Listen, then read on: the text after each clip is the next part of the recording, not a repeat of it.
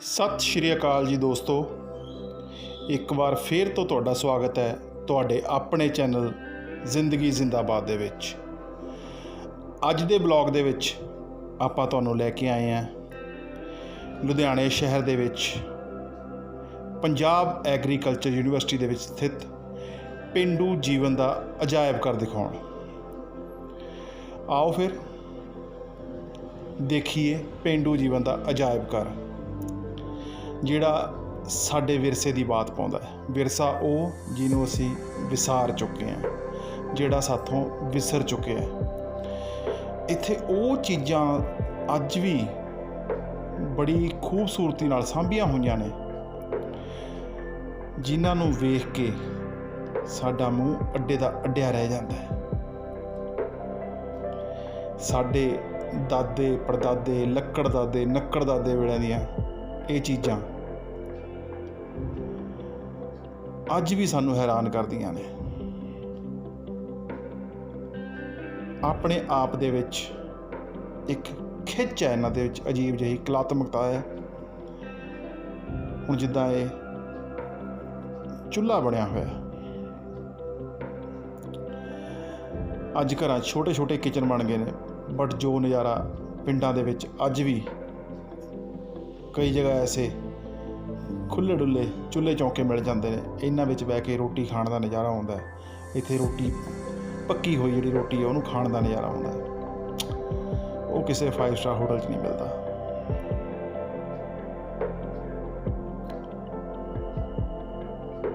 ਇਹ ਵੀ ਰੰਧਾਵਾ ਸਾਹਿਬ ਦੀ ਬਹੁਤ ਵੱਡੀ ਦੇਣ ਹੈ, ਜੋ ਉਹਨਾਂ ਨੇ ਪੰਜਾਬ ਦੇ ਕੋਨੇ-ਕੋਨੇ ਵਿੱਚੋਂ ਇਹ ਸਾਡਾ ਗਵਾਚ ਚੁੱਕਿਆ ਵਿਰਸਾ ਲੱਭ ਕੇ ਇੱਕ ਛੱਤ ਦੇ ਥੱਲੇ ਇਕੱਠਾ ਕੀਤਾ ਹੈ।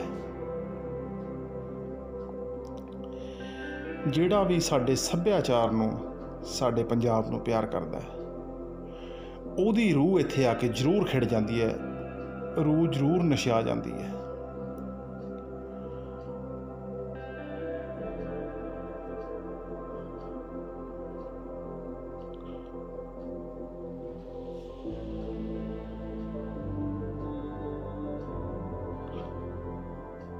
ਹੁਣ ਜਿਸ ਤਰ੍ਹਾਂ ਇਹ ਭੜੋਲੇ ਪਏ ਨੇ, ਕਿਸੇ ਟਾਈਮ ਪਿੰਡਾਂ ਵਿੱਚ ਸਵਾਣੀਆਂ ਇਹਨਾਂ 'ਚ ਦਾਣੇ ਸਾਂਭਦੀਆਂ ਹੋਣਗੀਆਂ। ਇਹ ਗੱਲਾ ਕਿਸੇ ਟਾਈਮ ਕਿਸੇ ਸੇਠ ਦੀ ਤਿਜੋਰੀ ਦਾ ਕੰਮ ਕਰਦਾ ਹੋਏਗਾ। ਇੱਦਾਂ ਪਿੰਡਾਂ ਵਿੱਚ ਬੁੜੀਆਂ ਕੁੜੀਆਂ ਬੈਠ ਕੇ ਕਦੇ ਨਾਲੇ ਬੁਣਦੀਆਂ, ਕਦੇ ਤਾਣਾ ਤੜਦੀਆਂ। ਕਿਆ ਖੂਬਸੂਰਤ ਨਜ਼ਾਰਾ ਹੁੰਦਾ ਉਹ। ਆਏ ਹਾਏ, ਚਰਖਾ ਰੋਂਦਾ ਵੇਖਿਆ ਮੈਂ ਮੁਟਿਆਰ ਬਿਨਾਂ।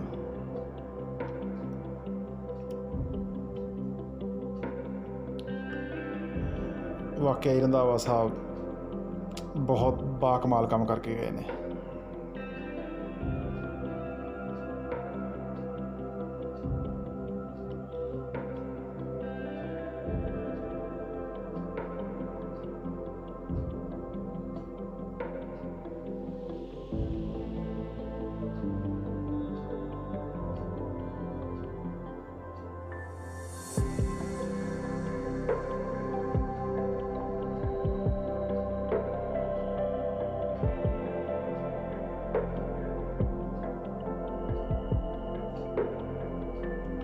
ਕਦੇ ਇੱਦਾਂ ਸਵਾਣੀਆਂ ਸਾਡੇ ਘਰਾਂ ਵਿੱਚ ਰੋਜ਼ ਤਾਜ਼ਾ ਆਟਾ ਪੀਂਦੀਆਂ ਸੀ।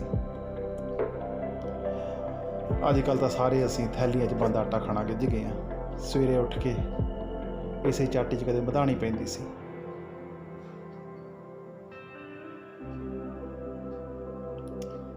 ਆਏ ਹਾਏ,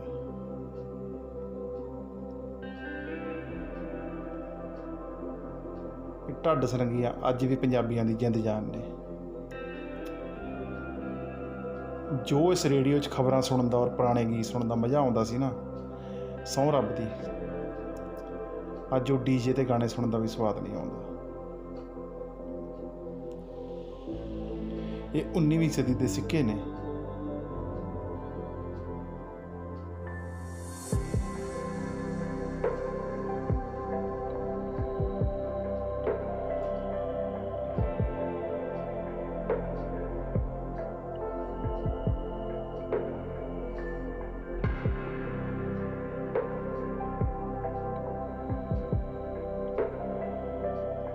ਢੋਲ ਢੋਲਕੀਆਂ ਬੀਨ ਛੈਣੇ ਚਿਮਟੇ ਇਹ ਤਾਂ ਪੰਜਾਬੀਆਂ ਦੇ ਜਨਮ ਤੋਂ ਲੈ ਕੇ ਮੌਤ ਤੱਕ ਨਾਲ ਨਾਲ ਹੀ ਚੱਲਦੇ ਨੇ।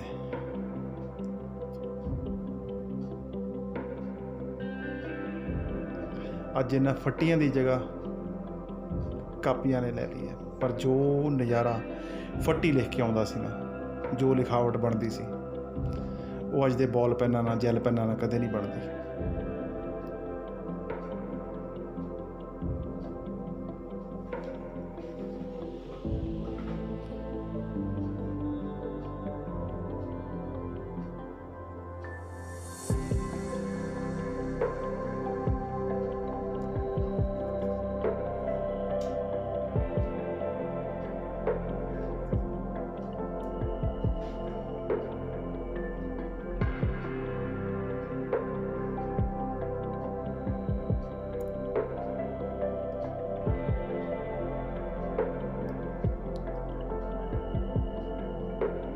ਕਿਸੇ ਸਮੇਂ ਬਚਪਨ ਦੀਆਂ ਸਭ ਤੋਂ ਕੀਮਤੀ ਸ਼ੈਆਂ ਇਹੀ ਸੀ।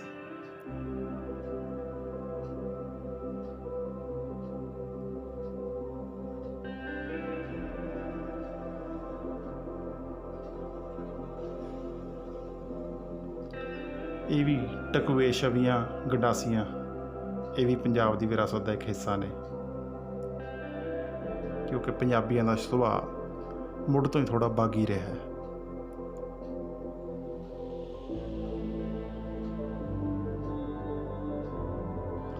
ਅੱਜ ਕੱਲ੍ਹ ਦੇ ਖਿਡੌਣਿਆਂ ਨੇ ਕੀ ਰੀਸਾਂ ਕਰਨੀਆਂ ਇਹਨਾਂ ਦੀਆਂ।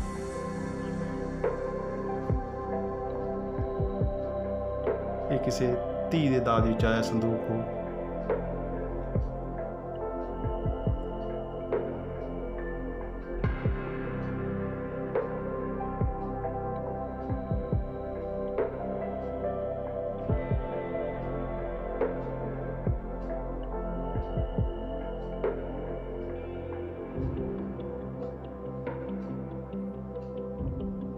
ਇਹ ਹੈ ਛਿੱਕਲੀ ਜਿਹੜੀ ਊਂਠ ਦੇ ਮੂੰਹ ਨੂੰ ਪੈਂਦੀ ਸੀ।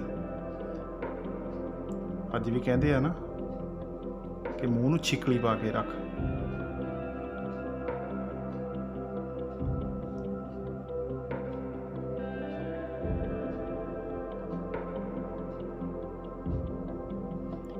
ਕਿਸੇ ਟਾਈਮ ਇਸ ਸ਼ਟਰਾਂ ਵਾਲੇ ਟੈਲੀਵਿਜ਼ਨ ਦੀ ਸਰਦਾਰੀ ਸੀ।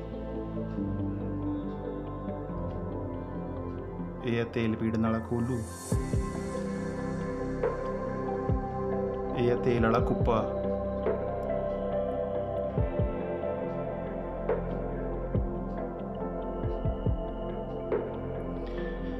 ਤੇ ਇਹ ਹੈ ਪੇਂਡੂ ਜੀਵਨ ਦਾ ਬਹੁਤ ਹੀ ਅਨਿੱਖੜ ਵਾਂਗ ਦਾਣੇ ਭੁੰਨਣ ਵਾਲੀ ਭੱਠੀ। ਤੇ ਇਹ ਪੁਰਾਣੇ ਟਾਈਮ ਦੇ ਵਿੱਚ ਨਾ ਜਿਹੜਾ ਰੱਥ ਹੈ ਇਹ ਕਿਸੇ ਸਾਦੇ ਪੁੱਜ ਦੇ ਘਰ ਵਿੱਚ ਹੀ ਹੁੰਦਾ ਸੀ।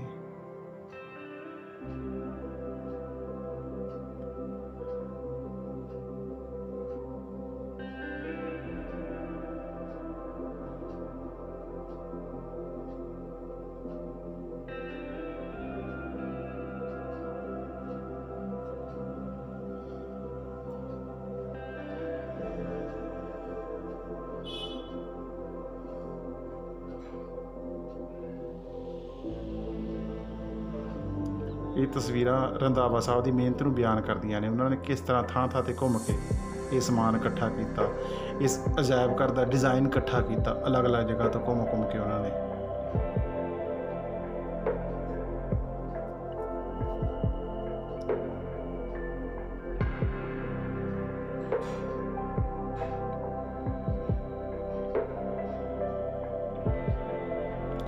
ਕਿਸੇ ਟਾਈਮ ਤਾਂ ਹਰ ਘਰ ਦੇ ਵਿੱਚੋਂ ਸਵੇਰੇ ਇੱਦਾਂ ਚਾਟੀ 'ਚ ਪਾਈ ਮਧਾਣੀ ਦੀ ਆਵਾਜ਼ ਆਉਂਦੀ ਸੀ। ਹੁਣ ਤਾਂ ਵੇਰਕਾ ਦੀਆਂ ਟਿੱਕੀਆਂ ਰਹਿ ਗਈਆਂ।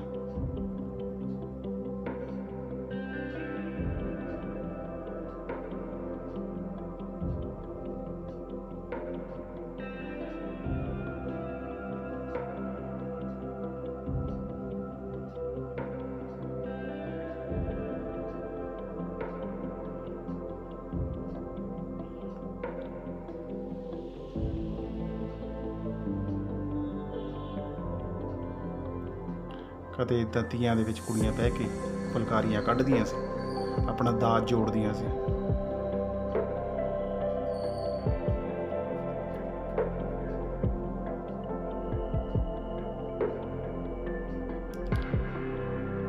ਕਿੰਨਾ ਸੋਹਣਾ ਤੇ ਕਿੰਨਾ ਸਾਦਾ ਸਮਾਂ ਸੀ।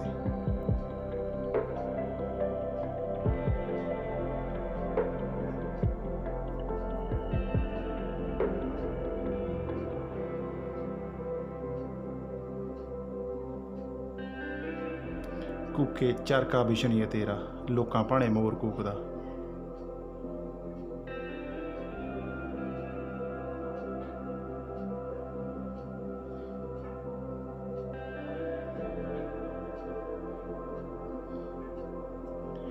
ਇਸ ਅਜਾਇਬ ਘਰ ਦਾ ਡਿਜ਼ਾਈਨ ਵੀ ਬਹੁਤ ਬਾਕਮਾਲ ਹੈ, ਕਿਸੇ ਪੁਰਾਤਨ ਹਵੇਲੀ ਦਾ ਭੁਲੇਖਾ ਪਾਉਂਦਾ ਹੈ। ਸੈਲਿਊਟ ਆ ਰੰਧਾਵਾ ਸਾਹਿਬ ਦੀ ਸੋਚ ਨੂੰ।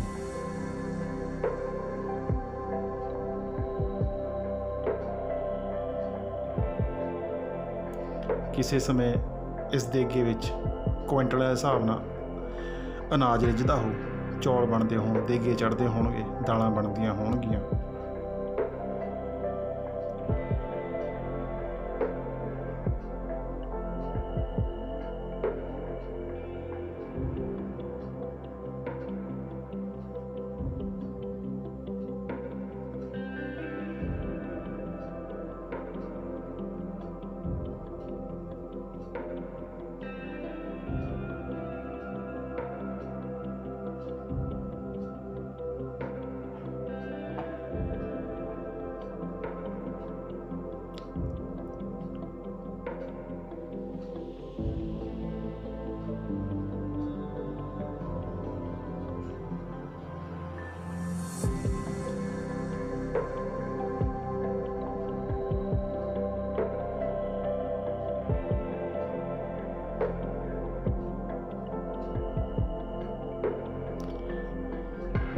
ਅੱਜ ਕੱਲ੍ਹ ਤਾਂ ਕੰਮ ਸੌਖਾ ਹੋ ਗਿਆ, ਹਰ ਇੱਕ ਦੇ ਘਰੇ ਸਬਮਰਸੀਬਲ ਲੱਗਿਆ ਹੋਇਆ ਹੈ, ਹਰ ਇੱਕ ਦੇ ਘਰੇ ਪਾਣੀ ਵਾਲੀ ਟੂਟੀ ਹੈ, ਬਟਨ ਦਬਾਓ ਮੋਟਰ ਚਾਲੂ, ਟੈਂਕੀਆਂ ਭਰ ਜਾਂਦੀਆਂ ਨੇ।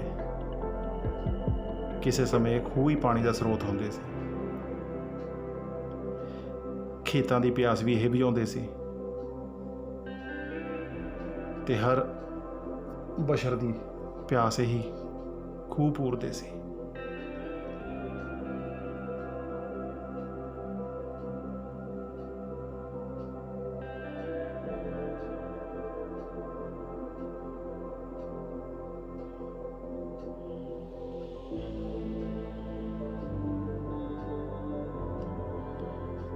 ਜਿੰਨਾ ਚਾਅ ਨਾ ਅੱਜ ਕੱਲ੍ਹ ਵਿਆਹ ਵਾਲੇ ਮੁੰਡੇ ਨੂੰ ਕਿਤੇ ਹੁੰਦਾ ਕਿ ਮੈਂ ਆਪਣੇ ਵਿਆਹ 'ਚ ਆਡੀ ਲੈ ਜਾਂ, ਜੈਗੁਆਰ ਲੈ ਜਾਂ, ਜਾਂ ਕੋਈ ਹੋਰ ਮਹਿੰਗੀ ਗੱਡੀ ਲੈ ਜਾਂ, ਉਸ ਤੋਂ ਕਿਤੇ ਦੁੱਗਣਾ ਚਾਅ ਵਿਆਹ ਵਾਲੇ ਮੁੰਡੇ ਨੂੰ ਉਹਨਾਂ ਸਮਿਆਂ 'ਚ ਹੁੰਦਾ ਸੀ ਜਦੋਂ ਇਹ ਰੱਥ ਮਿਲਦਾ ਸੀ। ਇਹ ਡੋਲੀ ਲਿਆਉਣ ਦਾ ਕੀਮਤੀ ਸਾਧਨ ਸੀ ਉਸ ਸਮੇਂ।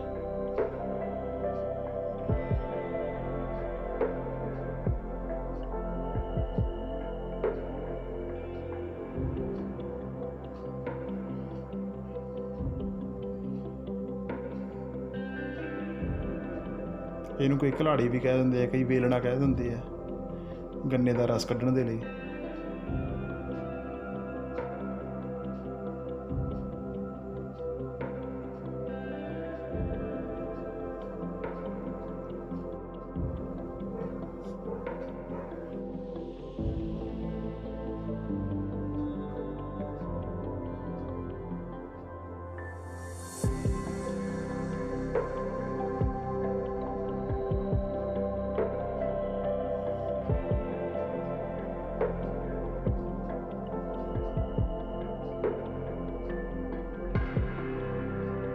ਤੇ ਇਹ ਹੈ ਘਰਾਟ, ਯਾਨੀ ਪਾਣੀ ਵਾਲੀ ਚੱਕੀ, ਜਿਹੜੀਆਂ ਕਦੇ ਸਾਰੇ ਪੰਜਾਬ ਦੀ ਹਰ ਨਹਿਰ ਦੇ ਉੱਤੇ ਲੱਗੀ ਹੋਈ ਸੀ।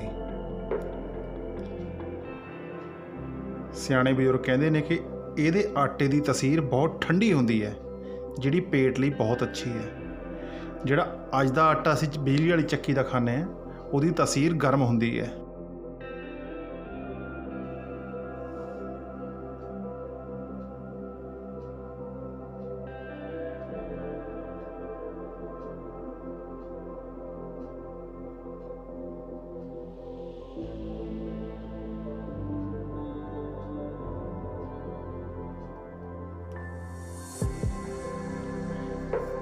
ਜੇ ਨਾ ਤੁਸੀਂ ਵੀ ਆਪਣੇ ਵਿਰਸੇ ਨੂੰ ਪਿਆਰ ਕਰਦੇ ਹੋ ਤਾਂ ਇੱਕ ਵਾਰ ਜ਼ਰੂਰ ਦੇਖਣ ਆਇਓ।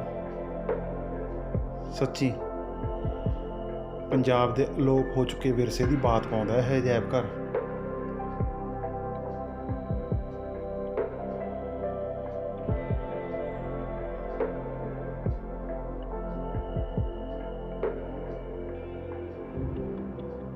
ਤੇ ਜ਼ਿੰਦਗੀ ਜ਼ਿੰਦਾਬਾਦ।